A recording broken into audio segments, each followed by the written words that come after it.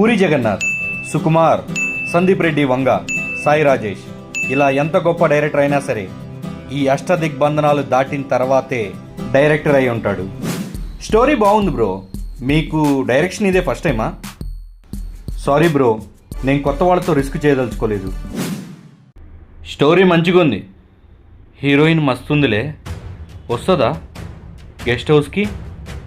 Night గిట్లా షార్ట్కి వచ్చిందనుకో, తెల్లారి గిట్లా సినిమా స్టార్ట్. ఏమంటావు? Story is good bro, but a small correction. Heroine చనిపోతే ఎలా ఉంటుంది? నో బ్రో, హీరోయిన్ చనిపోయేలా అయితే మనం చేద్దాం, అదర్వైజ్ లీవ్ ఇట్. అమ్మా, ల్యాండ్ మీద ఇన్వెస్ట్ చేసామనుకో ఫ్యూచర్లో రేట్ పెరిగిద్ది. బంగారం మీద ఇన్వెస్ట్ చేసామనుకో అవసరమైనప్పుడు తాకటన్నా పెట్టుకోవచ్చు.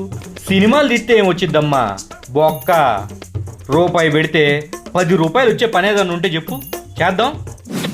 అనుకున్న దానికన్నా బడ్జెట్ ఎక్కువైపోయిందమ్మా, ఇంకా మన దగ్గర డబ్బులు కూడా లేవు. దయచేసి మీరు కొత్త ప్రొడ్యూసర్ని ఎత్తుకోండమ్మా ప్లీజ్. హాయ్, స్టోరీ బాగుందండి, మా ఓడిని హీరో గెట్టేసేయండి, నేను డబ్బులు ఎడతాను.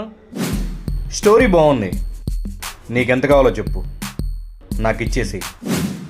సినిమా దొబ్బినా పర్వాలేదు, ఇప్పుడు దాకా పెట్టిన డబ్బులు పోయినా పర్వాలేదు, కానీ నా ఈగో సాటిస్ఫై అవ్వాలి. డైరెక్టర్ గాడు నా కాళ్ళు పట్టుకొని క్షమాపణ అడగాలి.